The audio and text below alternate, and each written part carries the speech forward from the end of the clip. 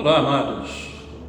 A paz do Senhor esteja em todos os lares, nesse início de culto maravilhoso na presença de Deus, momento em que nós derramamos o nosso coração em adoração àquele que é digno de toda a honra, toda a glória, todo o louvor.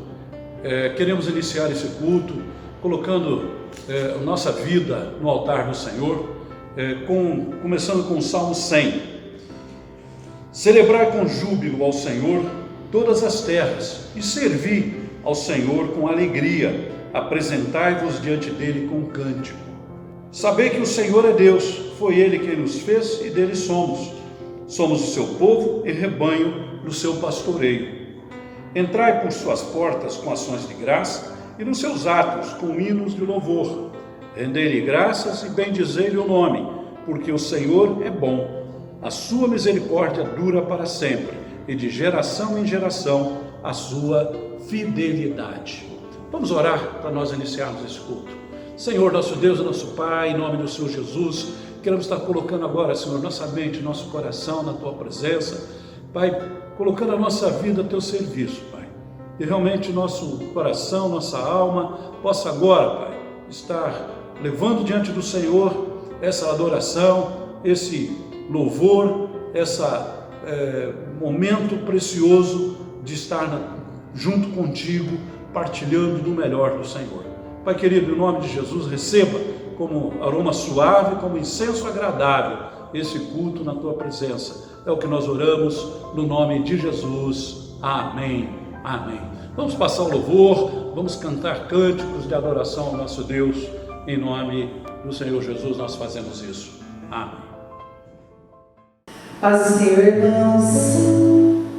Glória ao nome do Senhor. Nós estamos aqui para adorar esse Deus maravilhoso.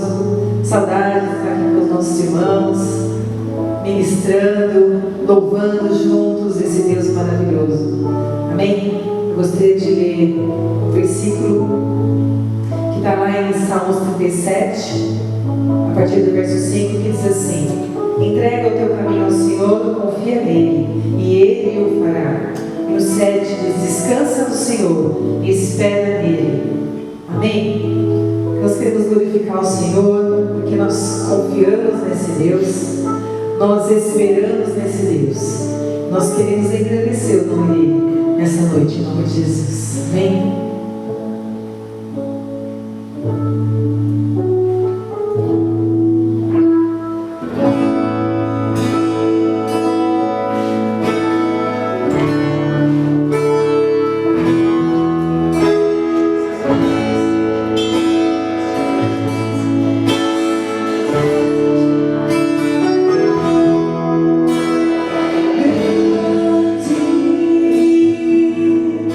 É o Senhor.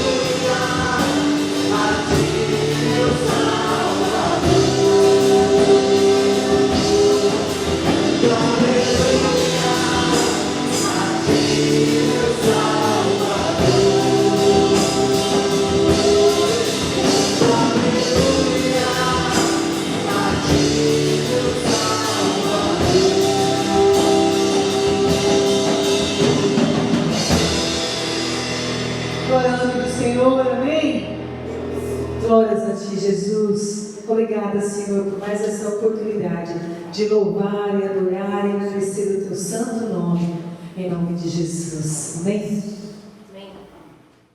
A graça e a paz do Senhor Jesus para todos vocês. Mais um domingo que nós estamos distantes, mas a palavra de Deus é viva e eficaz, é poderosa para alcançar você aí no seu lar, na sua casa. E eu creio que o Espírito Santo está aí com você, está conosco aqui e Ele vai falar com a gente através da palavra de Deus. Eu queria que você abrisse a sua Bíblia em Efésios capítulo 3, do verso 1 ao 11, e nós vamos ler rapidamente esse texto, que diz o seguinte: por esta causa, eu, Paulo, sou prisioneiro de Cristo Jesus, por amor de vós, gentios. Se é que tendes ouvido a respeito da dispensação da graça de Deus, a mim confiada para vós outros, pois segundo uma revelação, me foi dado conhecer o mistério de Deus, conforme escrevi há pouco, resumidamente. Pelo que quando ledes, podeis compreender o meu discernimento do mistério de Cristo, o qual em outras gerações não foi dado a conhecer aos filhos dos homens, como agora foi revelado aos seus santos apóstolos e profetas no Espírito, a saber, que os gentios são co-herdeiros, membros do mesmo corpo e participantes da promessa em Cristo Jesus, por meio do Evangelho, do qual fui constituído ministro, conforme o dom da graça de Deus a mim concedida, segundo a força operante do seu poder. A mim, o menor de todos os santos, me foi dada esta graça de pregar aos gentios o Evangelho das insondáveis riquezas de Cristo, e manifestar qual seja a dispensação do mistério desde os séculos oculto em Deus, que criou todas as coisas, para que pela igreja a multiforme sabedoria de Deus se torne conhecida, agora dos principados e potestades nos lugares celestiais, segundo o eterno propósito que estabeleceu em Cristo Jesus, nosso Senhor. Amém.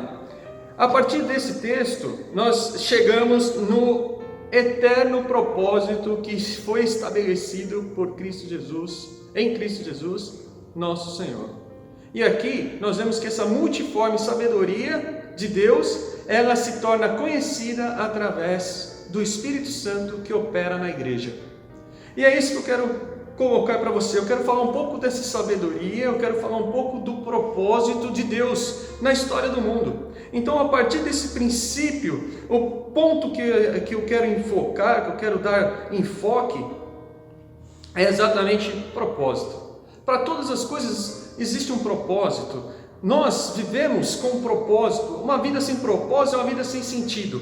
Eu fico maravilhado com a natureza, que muitas vezes nos ensina algumas coisas e nos faz glorificar a Deus com as suas maravilhas e com a sua sabedoria também.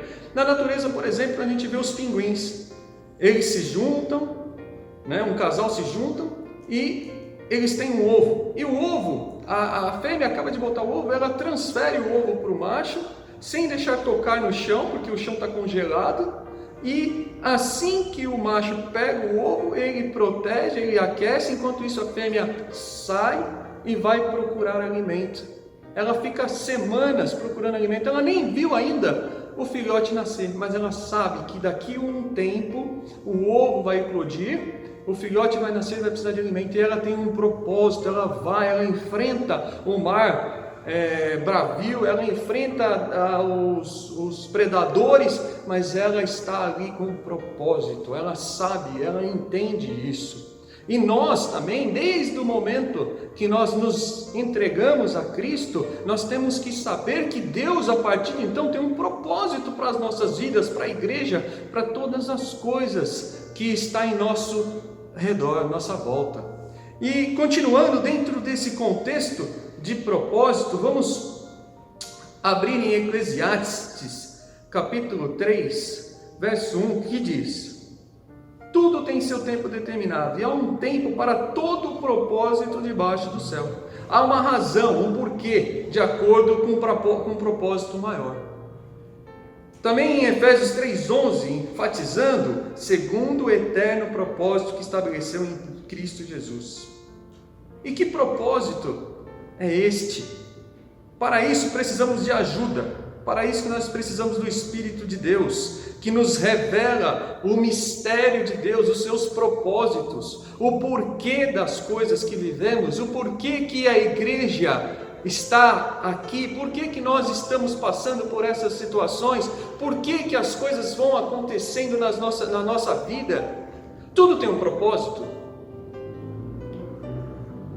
Em Pedro fala que a nossa fé precisa ser provada como ouro, refinada com fogo, para que nós possamos ter uma fé genuína.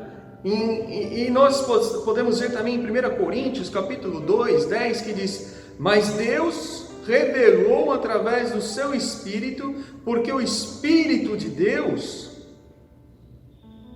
a todas as coisas perscruta, até mesmo as profundezas de Deus. Em Deuteronômio 29, a palavra nos diz que as coisas encobertas pertencem ao Senhor nosso Deus, porém as reveladas pertencem a nós e aos nossos filhos, para que nós possamos seguir o propósito de Deus. Então todas as coisas que Deus nos revela, através do Espírito Santo que perscruta, ou seja, que entra, que entra nas entranhas de Deus e descobre os seus segredos, é através do Espírito Santo que nos revela esse propósito que está na mente de Deus, que antes era um mistério, mas agora é revelada através do Espírito Santo, para que a igreja possa ser participante da glória de Cristo Jesus, através do seu corpo. Poderíamos iniciar falando a partir do capítulo 1 de propósito, desde a criação do homem, desde a queda de Adão e Eva, e nós veríamos a cada passo, a cada momento, a cada circunstância da história, um propósito pelo qual Deus está ensinando, Deus está preparando a glória de Cristo. Mas eu quero me ater a Esdras capítulo 1, e ali nós vamos pegar um exemplo, porque toda a palavra de Deus ela é útil para nos ensinar, para nos constituir, para nos edificar, para nos exortar, para que nós possamos ser solidificados, para que a gente possa crescer como uma estrutura firme em Cristo, se tornando a igreja do Deus vivo. E eu quero estar em Esdras, meditando com você agora, do capítulo 1, ver a história do retorno do povo judeu para a sua terra. Nós, lendo o livro de Daniel e o livro de Jeremias, nós vemos o Império Babilônico tomando Jerusalém, levando todo o povo cativo para as terras da Babilônia. E é no livro de Esdras, por volta de 500 anos antes de Cristo, que esse cativeiro vai acabar e o povo agora tem a permissão para voltar para Israel, para Jerusalém. Vamos abrir lá em Esdras capítulo 1.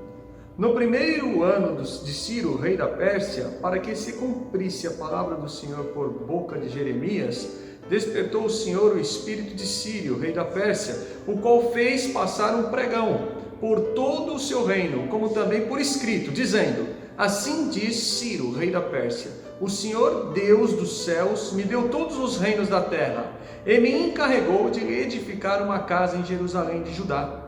Quem dentre vós é de todo o seu povo, seja seu Deus com ele, e suba a Jerusalém de Judá, e edifique a casa do Senhor Deus de Israel. Ele é o Deus que habita em Jerusalém.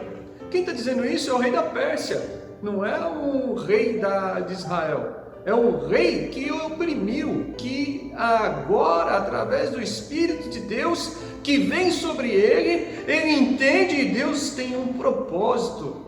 Ele move as pessoas, ele move os reinos, ele move os reis no seu objetivo. E nesse objetivo, ele diz que todos aqueles que têm o Senhor como Deus devem subir para Jerusalém e edificar a casa de Deus. E nós temos as profecias que diziam, olha, a glória da segunda casa, que quer dizer o templo restaurado, reedificado, após o primeiro ter sido destruído por Nabucodonosor, viria a ter uma glória superior a esta da primeira casa. E nós vemos que essa glória, essa profecia aconteceu, porque Jesus, ele vai ao templo, ele vai até a segunda casa. O próprio Senhor Jesus, ele é apresentado quando criança no templo de Jerusalém. Então a glória que a segunda casa teve foi muito maior do que a glória da primeira casa, porque o próprio Filho de Deus visitou a casa, esteve naquele lugar, pregando, fazendo milagres, curando, anunciando, eu sou a água viva, aquele que beber dessa água jamais terá sede. Ele anunciou no templo de Jerusalém, a segunda casa, que agora o rei Ciro da Pérsia, 500 anos antes, está dizendo, vai, constrói a casa de Deus. E nós vemos que houve um pregão, e a ordem do rei era para que todos aqueles que têm o Espírito de Deus, que ouvem o Espírito de Deus, que tenha o Deus de Israel como seu Deus, cumpra essa ordem. E o povo, ele então agora se encaminha, livre, para construir Jerusalém. E é isso que nós vamos ver nos livros de Esdras e no livro de Neemias. Só que nem todos subiram, nem todos ouviram a voz de Deus, nem todos lembraram da promessa de Deus, nem todos quiseram voltar para Jerusalém. Por quê? Porque muitos já tinham se envolvido com as coisas da Babilônia, da Pérsia, que ali agora dominava o Império Babilônico. E muitos resolveram ficar naquela terra, não ouviram a voz de Deus. Não ouviram o Espírito de Deus, que já tinha movido até os reis, até os impérios, os governantes daquele lugar. E eles que ficaram, se envolveram com comércio, com negócios, com posses, com famílias, e permaneceram ali, enquanto que outros ouviram a voz de Deus e começaram a edificar a cidade, o templo e os muros de Jerusalém. Porém, estes que ficaram, nós vamos ver a história deles.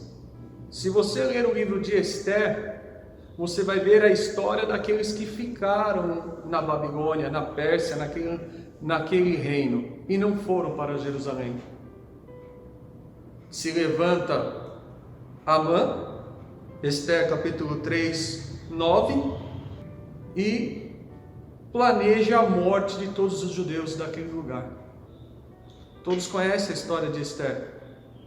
Até hoje em Israel existe uma festa chamada a festa de Purim, aonde eles festejam a morte dos perseguidores do povo de Israel na época de Esther. E Amã, como promessa para o rei da época, era as posses dos judeus. Eram impostos a partir daquilo que eles iam ter, destruindo os judeus. Só que enquanto esses judeus estão sendo perseguidos na terra da Pérsia, no Império Persa, Esdras está tendo dificuldade para construir os muros. Tinha pouca gente. E aí nós vemos lá em Esdras que Neemias, que muitos precisavam estar com a espada numa mão, trabalhando com a outra mão, defendendo a cidade contra os inimigos que se levantavam e ao mesmo tempo construindo os muros de Jerusalém. E aqueles que não ouviram, agora Amã está querendo tomar as posses, está querendo destruí-los, está querendo matá-los. E você lendo o livro de Esther, é aqueles que não ouviram o Espírito de Deus e voltaram para a terra, conforme tinha dito através dos profetas, que Deus ia trazê-los de volta para a sua terra depois daquele cativeiro de 70 anos. Se você se lembrar, o próprio José no Egito, quando ele está lá e morre, nos seus últimos dias, ele chama seus parentes do povo de Israel e diz: olha, com certeza Deus não vai deixar vocês neste lugar, Ele tem um propósito para Israel, vocês não vão ficar aqui no Egito. Então quando Deus levantar-se e tirar vocês daqui, lembre-se de mim, leve meus ossos com vocês, eu não quero ter minha sepultura aqui, eu quero estar na terra que Deus prometeu para Abraão, Isaque e Jacó, para aquilo que é o objetivo, o propósito de Deus para nós. Então José tinha essa visão.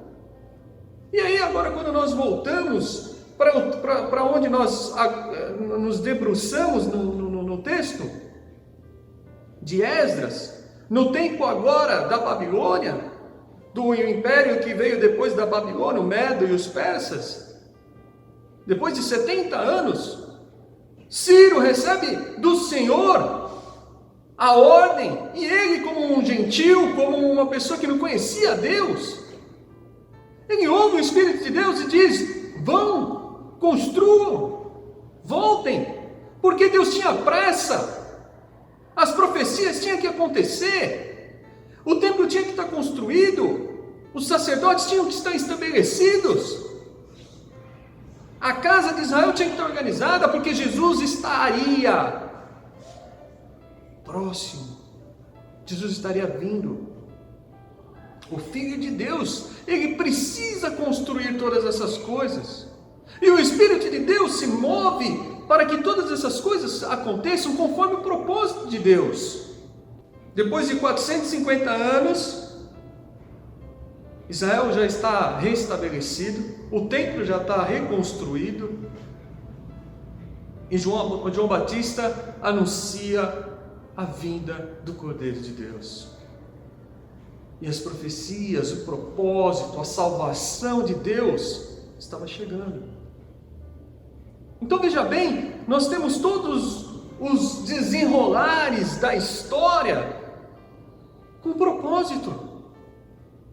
Havia um propósito para o Império Grego, expandir uma língua universal, para que o Evangelho, que foi escrito em grego, pudesse ser divulgado por todos os lugares. O teatro grego, a ideia grega, para que você ouvisse, antes de você concluir, o que nós chamamos de tese, antítese, síntese, para que você analisasse o que estava sendo falado. Isso foi dado pelos gregos, então foi fácil para anunciar o Evangelho por todos os lugares, porque a língua era padrão. E nós agora tínhamos um pensamento diferente em relação à cultura. E os romanos, eles fizeram a parte deles. Deus está no controle de todas as coisas. O Império Romano, ele tinha como objetivo construir estradas para que os exércitos romanos pudessem chegar em qualquer lugar, rapidamente, trazendo impostos, trazendo recursos para Roma. Roma era uma metrópole de 2 milhões de pessoas. Mas as estradas romanas que os soldados, que os escravos construíram da época, foram os caminhos do Evangelho, foram os caminhos da salvação, que fez com que os discípulos, a igreja, pudesse chegar em todos os lugares, até os confins do mundo. Deus tem um propósito em todas as coisas. Se você voltar para a estátua do sonho de Nabucodonosor, no capítulo 2, você vê toda a história política do mundo. E essas coisas reveladas a nós, é para que nós tenhamos condição de seguir a palavra de Deus. E ela é nossa e dos nossos filhos, conforme diz em Deuteronômio 29, 29. Eu gostaria agora de fazer virar mais uma página da história. Como eu disse, nós poderíamos pegar a Bíblia toda e ver o propósito de Deus em todos os acontecimentos, em todas as coisas que aconteceram, em cada passagem, O apóstolo Paulo fala que todas as coisas que foram escritas para o nosso ensino, para a nossa edificação. Em outro texto, Paulo fala que todas as coisas existem como sombras de bens futuros espirituais. Passados 70 anos depois que Jesus nasceu, e Jerusalém tinha negado o seu rei, novamente Jerusalém era invadida e destruída, só que agora pelo Império Romano. Então agora nós estamos no ano 70 da nossa era, 70 depois de Cristo. O último baluarte, o último lugar onde era refúgio dos judeus é capturado, é amassada. Os essênios vão ser destruídos. Os judeus são expulsos de Jerusalém. Nós sabemos os motivos históricos, mas também sabemos os motivos espirituais. E os romanos, para evitar qualquer nova rebelião por parte dos judeus, que costumeiramente se reuniam em Jerusalém por causa das festas em torno do templo, criavam revoltas. O povo era obrigado a ir a Jerusalém, levar os seus sacrifícios, as suas ofertas, através daquilo que Deus tinha estabelecido, mas também por causa das festas. Eles estavam ali e os revoltosos esperavam a cidade toda ficar cheia e aglomerada para levantar uma revolta contra o Império Romano. Há dados de 2 milhões de judeus dentro de Jerusalém por causa de uma festa. E nasce uma grande revolta. E os romanos entenderam o significado do templo que centralizava todo o coração dos judeus, e eles resolvem: vamos destruir o templo, vamos expulsar os judeus desse lugar. E eles fazem isso no ano 70 pelo general Tito, que entra e destrói Jerusalém, e coloca fogo e destrói todas as pedras, cumprindo exatamente o que Jesus disse, que o pastor Daniel Filho disse semana passada, pregou aqui semana passada, com muita propriedade. Não ficará pedra sobre pedra que não seja derrubada. No ano 70, o Império Romano foi lá e destruiu todas as coisas visíveis, não sobrou nada.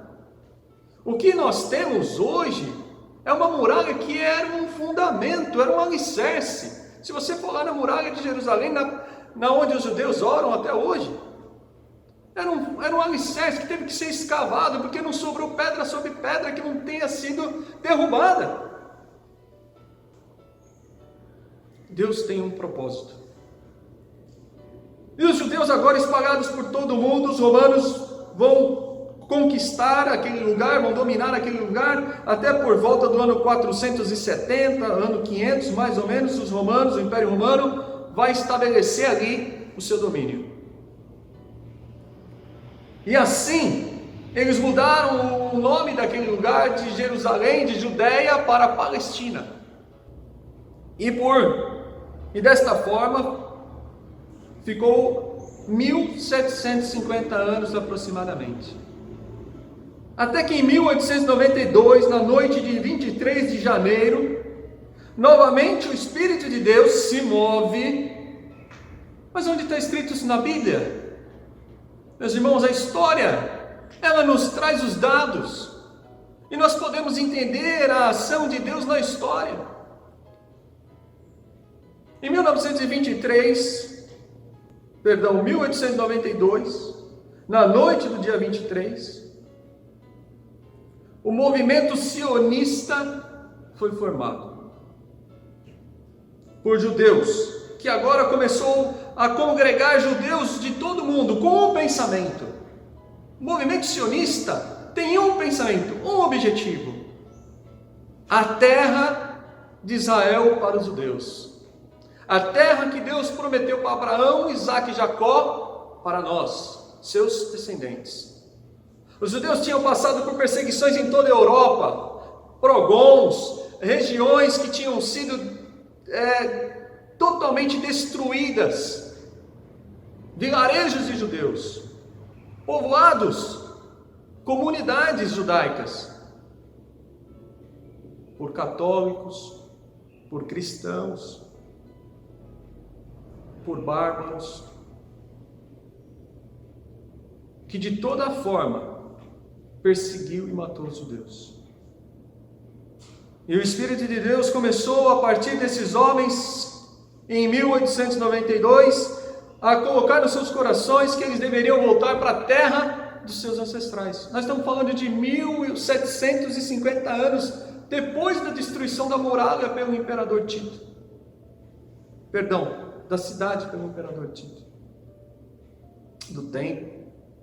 A partir do ano 638, com o fim do Império Romano do Ocidente, Jerusalém e a Palestina passa para a mão dos árabes.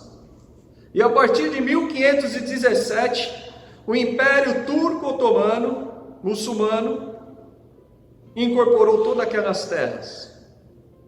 Então, no momento que há o movimento sionista, o movimento dos judeus remanescentes, o desejo de voltar para a terra de Israel, a terra está com o Império Turco-Otomano. O mesmo Império Turco-Otomano que fechou a passagem para as Índias e tomou Constantinopla, destruindo e terminando com o Império Bizantino, o Império Romano do Oriente, provocando as grandes navegações, que fez com que a América e todas as regiões fossem descobertas pelos europeus. Deus tem um propósito. Era o tempo de Deus. Quando Jesus está, em Hebreus fala que na plenitude do tempo, no tempo certo de Deus, Jesus veio. Jesus não é na plenitude, no momento certo, quando o mundo está maduro, preparado para aquela mensagem, preparado para a ação do Espírito Santo. E Deus prepara todas essas coisas e aí Ele faz aquilo que tem que ser feito, que está revelado na sua palavra, o seu propósito. A sua palavra não volta vazia. Todas as coisas estão debaixo do poder de Deus. Quero que você se lembre que Jerusalém é a cidade do grande rei. A palavra de Deus, Jesus nos fala no Sermão do Monte que nós não devemos jurar nem pelo céu, nem pela terra, nós não devemos jurar. E ele diz também que nós não devemos jurar nem pelo altar do templo, nós não devemos jurar por Jerusalém, porque Jerusalém é a cidade do grande rei. Nós, cristãos, servos de Jesus, não devemos jurar por Jerusalém. Ela é muito importante. Ela não pode ser colocada como fiadora de nada, por ela ser a cidade de Jerusalém. Os judeus hoje, muitos judeus ortodoxos e judeus messiânicos, acreditam que o Éden ficava em Jerusalém. Não posso afirmar isso, a Bíblia não nos fala, eu estou dizendo o que eu vi, eu já ouvi vários judeus falarem sobre isso. Quem sabe? Nós vemos que aquele que ora por Jerusalém serão prósperos. Várias promessas em relação a Jerusalém. Nós olhamos a Jerusalém que desce do alto, a Jerusalém celeste, a cidade do Deus vivo. Quantas coisas nós vemos em Jerusalém. Até então, eclodir a Primeira Guerra Mundial. Uma guerra que envolve todo mundo de 1914 a 1918. E o mundo se divide em dois blocos. E a guerra, ela é devastadora, ela é destruidora, ela traz uma terrível consequência a todo mundo. Mas o que é interessante nessa guerra, que eu quero agora trazer para vocês, é que os turcos otomanos se colocam de um lado contrário aos aliados, junto com o Império Austro-Húngaro, junto com a Alemanha. E os aliados, eles vão vencer essa guerra. E ao vencer a guerra, o Império Turco-Otomano se desfaz, o Império Austro-Húngaro se desfaz. E aqueles que dominavam Jerusalém foram derrotados. E por quem? Quem os derrotou? Olha que interessante. A data foi 11 de dezembro de 1917, quando o Império Britânico ele vai entrar em Jerusalém. O nome do general Edmundo Allenby. E ele entra em Jerusalém e é dito que não houve guerra por Jerusalém. O conferencista Norbert Elitte, ele diz em uma das suas palestras que o nome do general Allenby, em árabe, significa enviado de Alá. Então imagine os muçulmanos em Jerusalém, agora eles têm que lutar por Jerusalém e eles vão lutar contra quem? Contra o general enviado de Alá. Muita coincidência. Eles entregam Jerusalém para os britânicos, sem a destruição da cidade.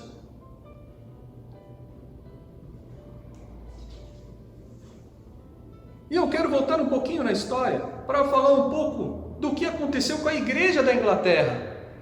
Em 1825, aproximadamente, surge uma doutrina chamada doutrina dispensacionalista, que nós acabamos de ler em Efésios capítulo 3, na dispensação da graça. Nesse tempo, o Senhor me chamou, Paulo diz, para levar o Evangelho dos mistérios de Deus agora revelados para a igreja, para que possa estar juntos, co-herdeiros da glória de Cristo. Em 1825 surge essa ideia, esse pensamento. A igreja, ela está agora observando o mover de Deus. E alguns irmãos começam a estudar a Bíblia e eles chegam à conclusão que o plano que Deus tinha traçado para Israel, ele é paralelo a um plano para a igreja. A igreja não está substituindo Israel, mas coexistindo com Israel. E as coisas de Deus agora são para Israel dentro do Velho Testamento e para a igreja através da graça no Novo Testamento. Uma doutrina até então totalmente inédita, desconhecida, porque a Igreja Católica, que prevalecia junto com as principais igrejas da época, entendiam algumas profecias simbolicamente, associando aquilo que estava acontecendo e os seus resultados com a igreja. Essa teologia, chamada teologia da substituição, no qual eles dizem que a igreja substituiu Israel no plano de Deus e a partir de agora Israel é um povo esquecido, renegado por Deus, totalmente largado por Deus.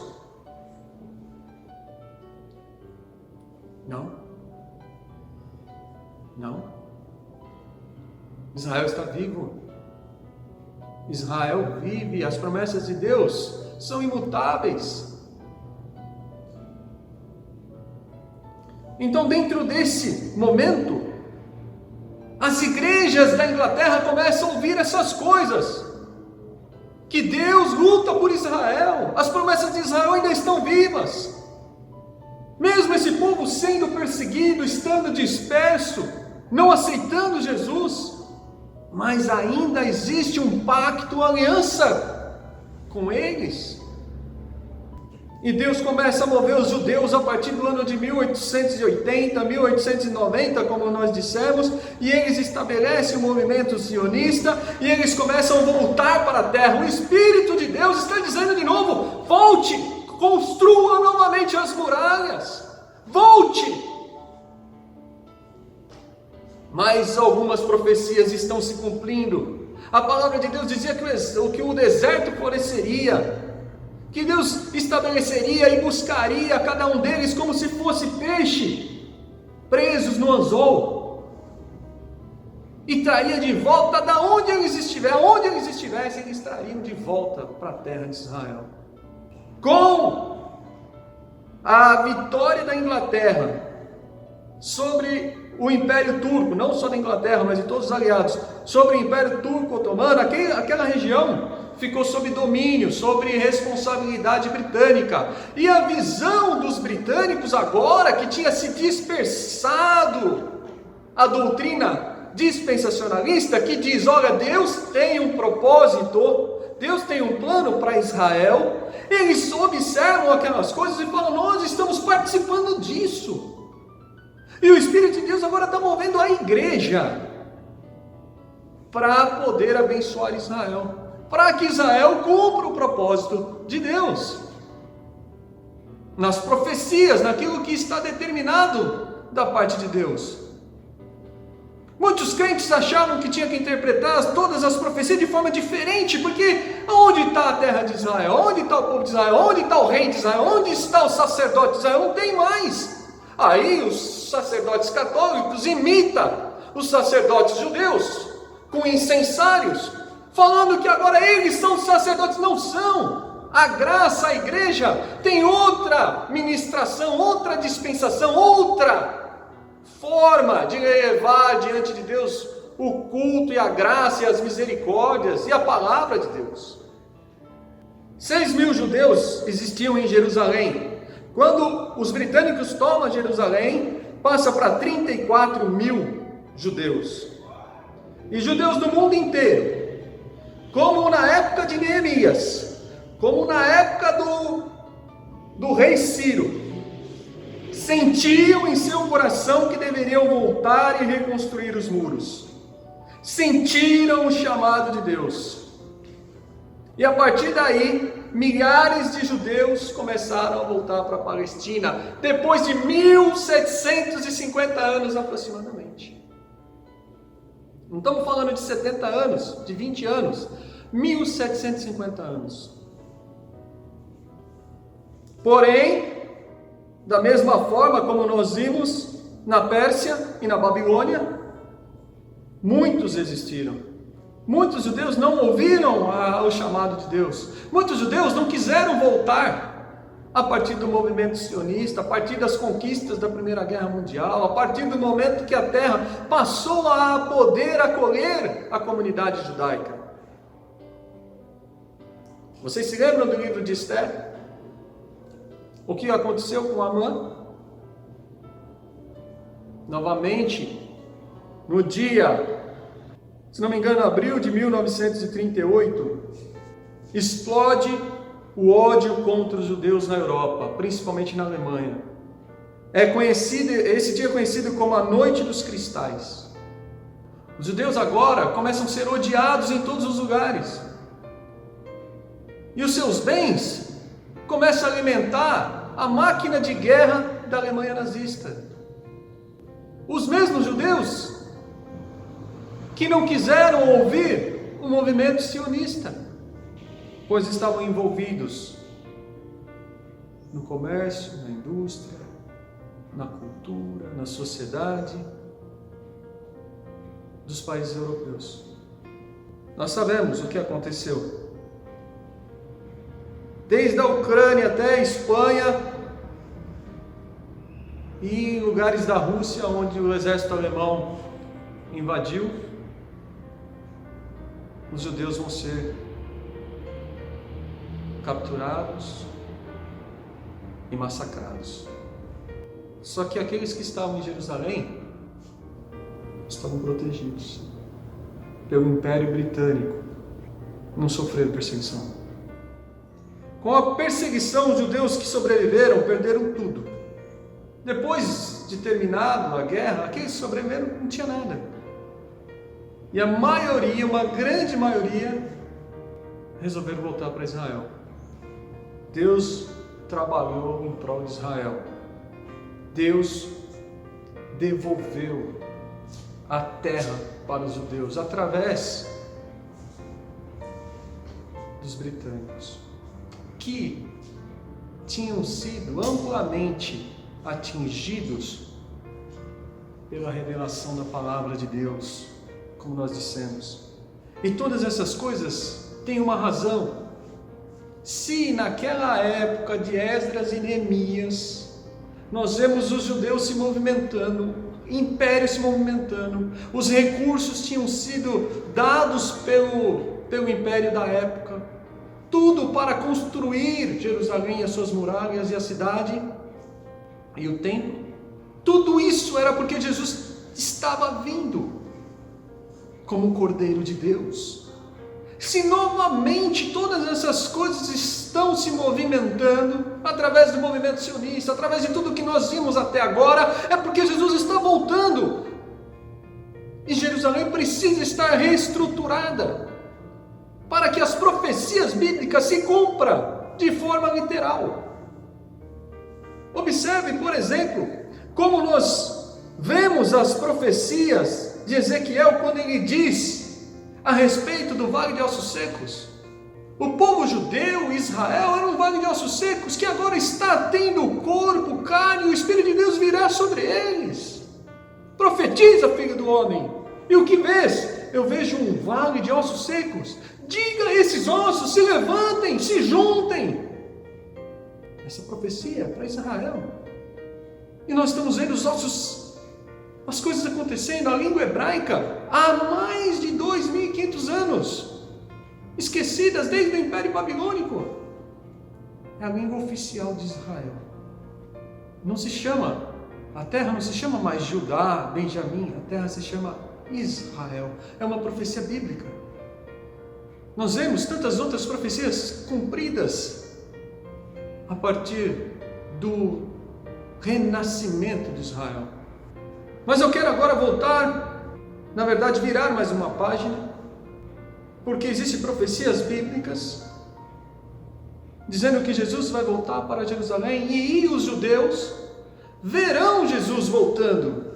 E a palavra lá em Zacarias diz que eles chorarão, como aquele que chora pelo primogênito, por eles verem. O próprio Senhor Jesus falou: eu não voltarei até que vocês digam, bendito aquele que vem em nome do Senhor.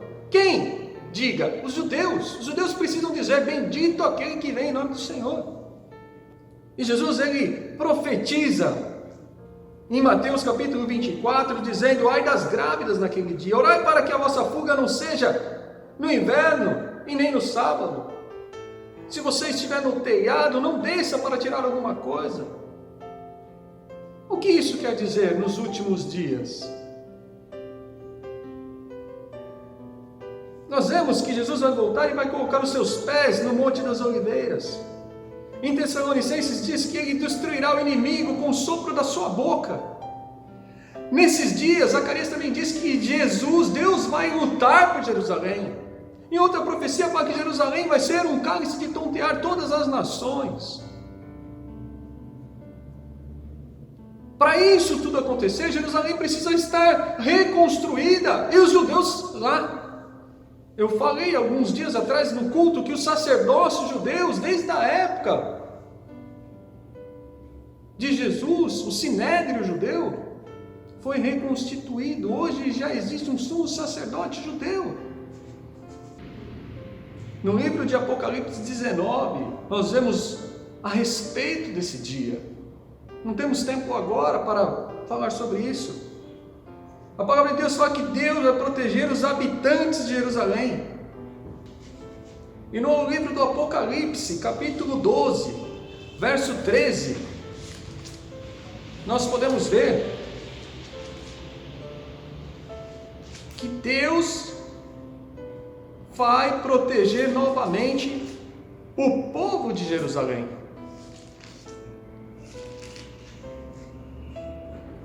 Todas essas coisas que nós estamos vendo hoje é uma preparação para o propósito de Deus, para o cumprimento das profecias bíblicas. No livro de Colossenses, capítulo 1, no verso 25, Paulo nos diz: e Deus me escolheu para ser servo da igreja e me deu uma missão que devo cumprir em favor de vocês. Essa missão é anunciar de modo completo a mensagem dele. Essa mensagem é o segredo que ele escondeu de toda a humanidade durante os séculos passados, porém que agora ele revelou ao seu povo. O plano de Deus é fazer com que o seu povo conheça esse maravilhoso e glorioso segredo que ele tem para revelar a todos os povos. E o segredo é este: Cristo está em vocês, o que lhes dá a firme esperança de que vocês tomarão parte na glória de Deus. Assim nós anunciamos a Cristo a todas as pessoas, com toda a sabedoria possível, aconselhamos, ensinamos a cada pessoa a fim de levar a todas à presença de Deus, como pessoas espiritualmente adultas e unidas com Cristo. E é para realizar essa tarefa que eu trabalho e luto com toda a força de Cristo, que está agindo poderosamente em mim. O que Paulo está nos dizendo é o seguinte: nós temos a participação no reino de Deus, na glória de Deus. Deus vai instituir o seu reino, Ele vai constituir todas as coisas, Ele vai fazer um mundo novo, onde eu e você vai ser participante dessa glória. E não é por poucos dias, é por muito tempo, é para sempre. E Ele está nos preparando através do Espírito Santo, para que nós possamos ser parte desse reino. Entrega o teu caminho ao Senhor, confia nele e Ele tudo fará. Deus está no controle e Ele tem um propósito em todas as coisas. Isaías, no livro de Isaías 46, verso 10, diz assim: lembrai-vos, verso 9 também, lembrai-vos das coisas passadas, das profecias que eu disse, da antiguidade, que eu sou Deus, e não há outro. Eu sou Deus e não há outro semelhante a mim. Porque desde o princípio eu anuncio o que vai acontecer, e desde a antiguidade as coisas que ainda nem aconteceram. Eu digo, o meu conselho, a minha palavra, a minha vontade vai permanecer de pé. E eu farei toda a minha vontade. Isaías 46, 10. Deus está dizendo isso, que Ele controla todas as coisas, Ele faz toda a vontade, Ele revela tudo que Ele vai fazer, porque Ele tem poder para dizer: ó, eu vou fazer desse jeito, pode vir, pode mudar, e eu vou fazer do jeito que eu estou falando, porque eu tenho poder para fazer dessa forma. Há um propósito para todas as coisas, e Deus tem o controle de todas elas. Tudo está debaixo da multiforme sabedoria de Deus. Todas as coisas colaboram para o bem daqueles que amam a Deus. E há também um propósito para todos os acontecimentos que está acontecendo hoje. O importante é saber se estamos ou não ouvindo o Espírito de Deus. Não foi fácil para aqueles judeus que viviam na época de Esdras, Neemias, já estabelecidos, uma ordem: vamos levantar-nos daqui, vamos voltar para Jerusalém. Como estava Jerusalém? Totalmente destruída, no meio de um deserto, habitada por animais selvagens. Poucos quiseram ouvir a voz do Espírito de Deus. Quando nós vimos, Amã já estavam atrás deles, daqueles que não ouviram, para os destruir. Novamente nós vemos a mesma história acontecendo com Hitler, perseguindo os judeus que não ouviram a ordem de voltar para Jerusalém. Outra vez nós vamos ter a mesma situação, conforme as profecias do anticristo, mas são para aqueles que não ouvem o Espírito Santo, porque aqueles que ouvem o Espírito Santo de Deus vão estar protegidas em Jerusalém, meu irmão. Se você abrir o livro de Apocalipse, do capítulo 2 ao capítulo 3, 7 vezes Jesus nos diz: ouça o que o Espírito diz às igrejas, ouça o que o Espírito diz às igrejas, ouça o que o Espírito diz às igrejas. Jesus nos fala isso constantemente. Se você abrir o último livro da Bíblia, Apocalipse, na última página, fala que o Espírito e a noiva dizem: vem. Vem, Senhor Jesus. E para isso, todas as coisas têm que estar preparadas. E Deus vai mover tudo de acordo com o seu propósito. A nós nos cabe ouvir o Espírito Santo, que nos ensina todas as coisas e nos faz entrar na mente de Deus a partir do corpo de Cristo. Então, meu irmão, ouça o Espírito. Ele é que busca essas coisas, Ele que traz os desígnios de Deus para nós. Ouça o Espírito de Deus, o Espírito Santo que nos foi derramado para que nós pudéssemos fazer a vontade do Pai. Ele não nos deixa órfãos, Ele nos consola, Ele nos edifica, Ele nos capacita. Ouça o Espírito de Deus para que você não seja uma vítima de quando Jesus vier buscar a sua igreja. Porque aquele que não tiver selado no Espírito de Deus, talvez não estará entre as nuvens no glorioso retorno do Senhor Jesus. Busque o Espírito Santo, ouça o Espírito Santo, se mova pelo Espírito Santo, haja como o Espírito Santo nos orienta, cultivando os frutos do Espírito. Amém? Que Deus te abençoe, que essa palavra possa ter alcançado o teu coração. Eu sei que eu fui um pouco extenso, mas eu espero que você tenha tido paciência e seja abençoado em nome de Jesus. Amém. Deus te abençoe. A paz, amados irmãos. Estamos encerrando mais um culto à distância. Nossos corações estão felizes de podermos vencer mais uma semana, mais um tempo na presença de Deus, mesmo distante dos irmãos, com muita saudade, com muita vontade de estar junto e abraçar-nos, mas logo tudo isso passa e nós vamos estar juntos. Vamos orar agradecendo então por este culto e em seguida vocês recebam a bênção.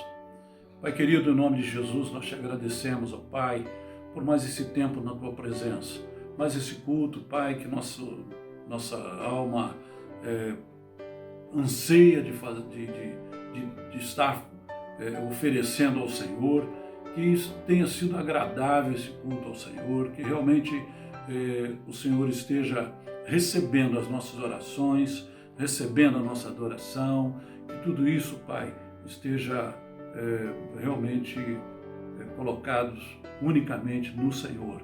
É o que nós oramos em nome de Jesus. Amém. Recebam a bênção. Que a graça do Senhor Jesus, o amor de Deus, o Pai, a comunhão do Espírito Santo, seja, irmão, sobre todos vós e sobre todo o povo de Deus espalhado em toda a terra. E o povo de Deus diz: amém, amém, glória a Deus. Um abraço a todos, até a próxima semana, se Deus quiser.